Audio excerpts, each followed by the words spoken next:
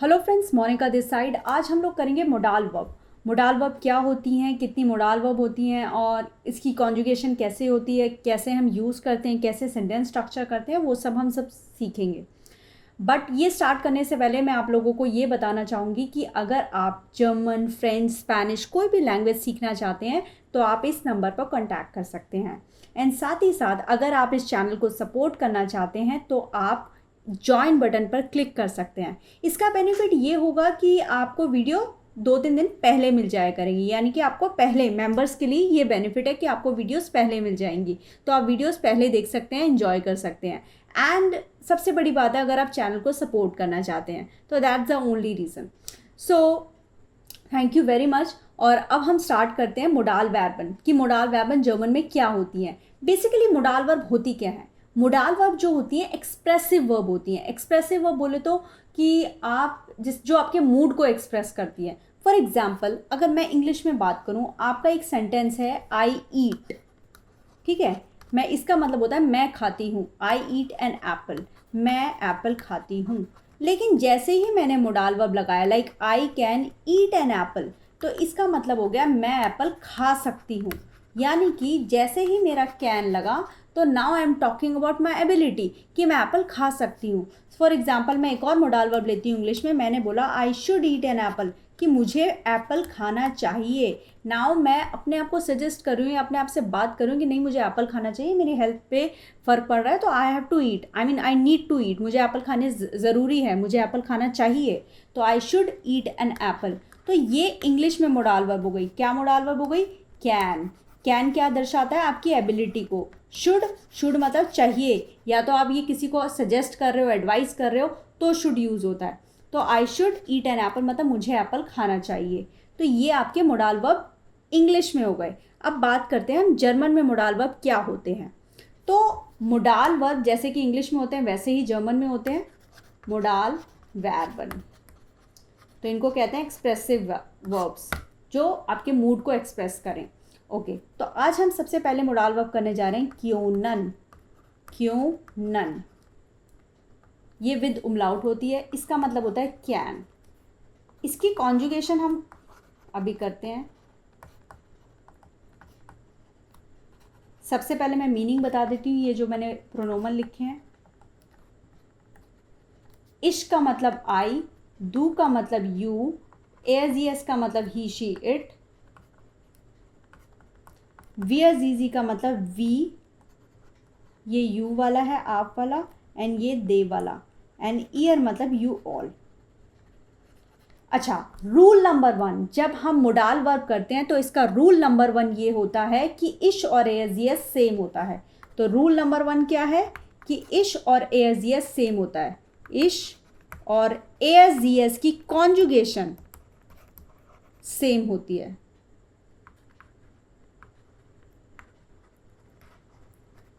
तो हमें सिर्फ इश याद करना है। तो इश की क्या कॉन्जुगेशन है? इश कान, ये याद करना है। इश कान, डू बस टी लगा देना है, कांस्ट। एस कान, कान क्यों आए? या कांट नहीं आएगा रेगुलर की तरह, जैसे रेगुलर में टी आता है ना, यहाँ टी नहीं आएगा। ये रूल नंबर 1 है, देखो मैंने यही मेंशन कर दिया, इश और एस सेम होता है। तो इश कान तो एस कान होगा। इश कान, दू कांस, एस कान। वी में एक्चुअल फॉर्म आती है क्योंनन। ईयर सबसे आसान होता है, चाहे आपकी रेगुलर वर्ब हो, इरेगुलर हो, आपकी मोडाल वर्ब हो, आपको क्या करना है? रूट उठाना है, टी लगाना है। तो ये हमारी रूट है और इसमें टी लगा देना है, तो ये हो गया क्योंट। तो इश कान, दू कांस्ट, एस कान, वी क्योंनन, ईयर क्योंट, ये हमारी कॉन्जुगेशन हो गई, राइट। इश कान मतलब आई कैन, दू कांस मतलब यू कैन, मैं लिख भी देती हूँ। इश कान मतलब आई कैन, दू कांस मतलब यू कैन, एस कान मतलब he she it can, and we क्योंनन मतलब वी कैन, दे कैन मतलब यू आप वाला you can, and they can, and ईयर क्योंट मतलब यू ऑल कैन। इसका मतलब ये हो गया। अब सेंटेंस स्ट्रक्चर कैसे होता है मोडाल वर्ब में, ये सीखते हैं। तो फॉर एग्जांपल आपकी मोडाल मतलब इसका जो स्ट्रक्चर है नॉर्मल हमारा होता है सब्जेक्ट वर्ब एंड ऑब्जेक्ट। इसमें क्या होता है subject modal verb object then normal verb आता है, वो भी इन्फिनेटिव फॉर्म में। इन्फिनेटिव फॉर्म होती है एक्चुअल फॉर्म, यानी कि subject modal verb object and then normal verb, वो भी इन्फिनेटिव फॉर्म में। लाइक मैं ये बोलना चाह रही हूँ फॉर एग्जाम्पल अगर मैं इंग्लिश में बात करूँ तो इंग्लिश में क्या होता है, जैसे मैंने बोला आई ईट एन एप्पल, और मुझे इसको मोडाल वर्ब इसमें डालनी है तो मैं क्या बोलती हूँ I can eat an apple. तो आपका सेंटेंस स्ट्रक्चर कुछ इस तरह से हुआ कि सब्जेक्ट आपका नॉर्मल है सब्जेक्ट वर्ब एंड ऑब्जेक्ट, यहाँ पर क्या हुआ सब्जेक्ट मोडाल वर्ब साथ में आपकी नॉर्मल वर्ब आई और फिर ऑब्जेक्ट आया। लेकिन ये इंग्लिश में है, जर्मन में ऐसा नहीं होता। जर्मन में क्या होता है ये वाली वर्ब एंड में आती है। तो अगर मुझे जर्मन में बनाना हो यही सेंटेंस, हमारी वर्ब है इश एस्से einen Apfel,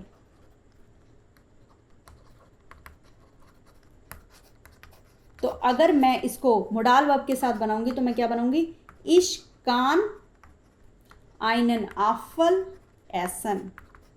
यहाँ पर ऐसे बनेगा, यहाँ पर साथ में नहीं आती, मोडाल वर्ब के साथ वर्ब नहीं आती, यहाँ वर्ब एंड में आती है। यानी कि क्या हुआ सब्जेक्ट मोडाल वर्ब पहले ऑब्जेक्ट देन नॉर्मल वर्ब, वो भी इन्फिनेटिव फॉर्म में। इन्फिनेटिव फॉर्म मतलब एक्चुअल फॉर्म, जो इसकी एक्चुअल फॉर्म है। तो ईश कान einen Apfel essen मतलब मैं एप्पल खा सकती हूँ। Now I am talking about my ability कि मेरे पास दांत है और मैं एप्पल खा सकती हूँ। और नॉर्मल स्ट्रक्चर क्या होता है सब्जेक्ट वर्ब एंड ऑब्जेक्ट। तो इंग्लिश में क्या होता है, इंग्लिश में मोडाल वर्ब के साथ नॉर्मल वर्ब होती है। जर्मन में क्या होता है नॉर्मल वर्ब एंड में चली जाती है। तो इश कान einen Apfel essen, मैं एप्पल खा सकता हूँ। तो रूल नंबर 1 क्या है, इश और एस सेम होता है। रूल नंबर 1 क्या हुआ मोडाल वर्ब का इश। अब जो भी मोडाल वर्ब हम सीखेंगे तो उसमें क्या होगा इश और एस सेम होगा। और रूल नंबर 2 सब्जेक्ट स्ट्रक्चर कैसे होगा subject modal verb object and then normal verb. ये आपका सेंटेंस स्ट्रक्चर होगा। सब्जेक्ट आएगा मोडाल वर्ब आएगी ऑब्जेक्ट आएगा देन नॉर्मल वर्ब आएगी। लाइक इश कान फुटबॉल स्पीलन, आई कैन प्ले फुटबॉल, पहले फुटबॉल आएगा फिर स्पीलन आएगा। ये जो एक्चुअल वर्ब होती है ये एंड में आती है, मोडाल वर्ब यहाँ आ गए और ये कॉन्जुगेट हो गए। क्योंकि अब आपका क्वेश्चन ये उठ सकता है अरे हम इसको क्यों नहीं कॉन्जुगेट कर रहे। इसको इसलिए नहीं कर रहे क्योंकि आपने कैन को ऑलरेडी कॉन्जुगेट कर दिया इसके अकॉर्डिंग। अब हर वर्ब को थोड़ी कॉन्जुगेट करोगे, तो जो उसके साथ वाली वर्ब थी वो इन्फिनेटिव फॉर्म में आएगी, वो भी एंड में आएगी। तो इश कान फुटबॉल स्पीलन, I can play football, right. तो अब जैसे अब इसी में क्वेश्चन बनाना है तो हमारा क्या बना हुआ था इश कान मतलब आई कैन, दूसरा क्या था डू कांस्ट मतलब यू कैन। अब मुझे पूछना है कैन यू प्ले फुटबॉल, तो कुछ नहीं करना, क्वेश्चन बनाने के लिए उल्टा कर दो कांस्ट डू फुटबॉल स्पीलन, सिर्फ उल्टा कर दिया। कैन यू प्ले फुटबॉल इसका मतलब ये हो गया can you play football. English में प्ले साथ में आता है, यहाँ पर एंड में आता है। कैन यू प्ले फुटबॉल, क्या खेल सकते हो, तो आप बोलोगे yes I can play football. तो आप आंसर क्या दोगे या इश कान फुटबॉल स्पीलन।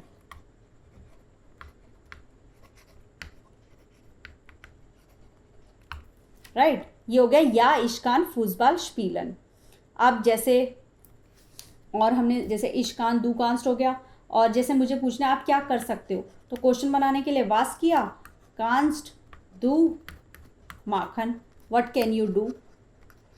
तो आपने क्या किया पहले डब्लू फ्रागा ले आया, आपने डब्लू फ्रागा यूज़ किया, फिर आपने मोडाल वर्ब यूज़ की, फिर आपने सब्जेक्ट यूज़ किया, देन नॉर्मल वर्ब यूज़ की अगेन, वो भी इन्फिनेटिव फॉर्म में।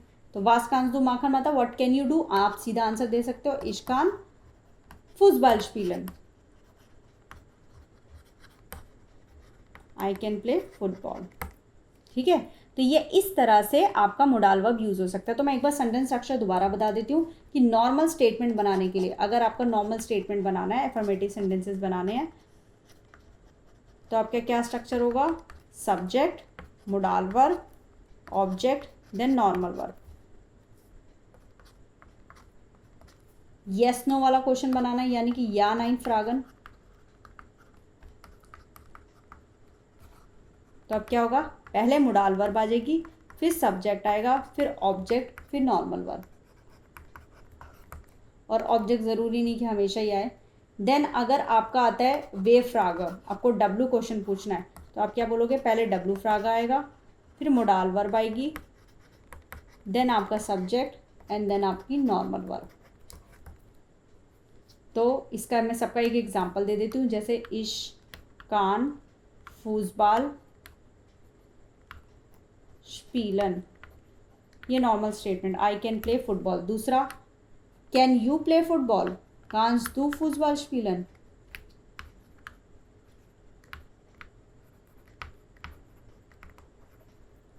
और तीसरा, ये वाला क्वेश्चन देखो, अगर मैंने पूछा कांस दू फुटबॉल स्पीलन, यानी कि आपको आंसर किस में देना है, येस या नो में, या ना इन फ्रागन कहते हैं जो वर्ब से स्टार्ट हुआ है। अब मुझे डायरेक्टली पूछना है व्हाट कैन यू डू, तो वास, ये डब्लू फ्रागा हो गया, कांस्ट दू माखन, या वास कांस दू स्पीलन, क्या खेल सकते हो, तो आई कैन प्ले फुटबॉल, मैं फुटबॉल खेल सकती हूँ। तो इन आंसर किस में आएगा इसका, कांस दू फुटबॉल स्पीलन या इसकान फुटबॉल स्पीलन।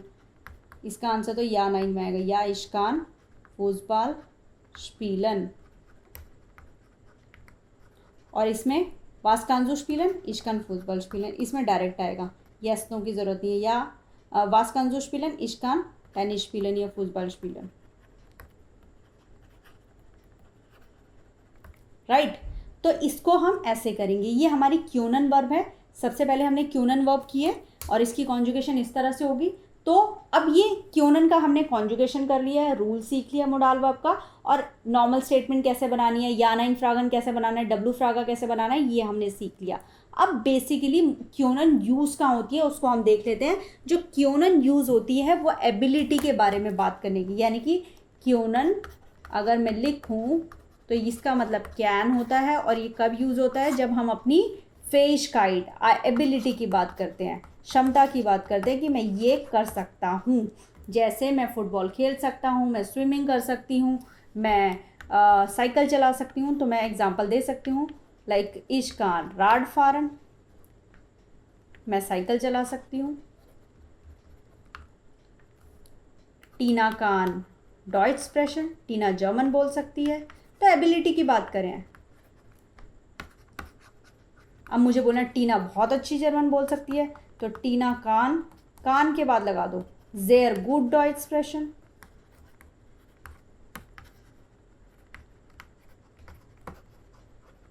अच्छा, टीना जर्मन नहीं बोल सकती है, तो बस कान के बाद निश्ट लगा दो, टीना कान निश्ट डॉइच एक्सप्रेशन।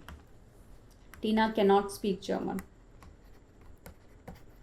तो निश्ट यहाँ लगा दिया। यानी कि अगर कुछ इसमें जोड़ना है तो यहाँ पर जोड़ दो, जेयर गुड निश्ट डॉइच एक्सप्रेशन। राइट, जैसे और एग्जांपल, राहुल कान राइटन, वो घोड़ा चला सकता है। राइटन मतलब टू राइड अ हॉर्स।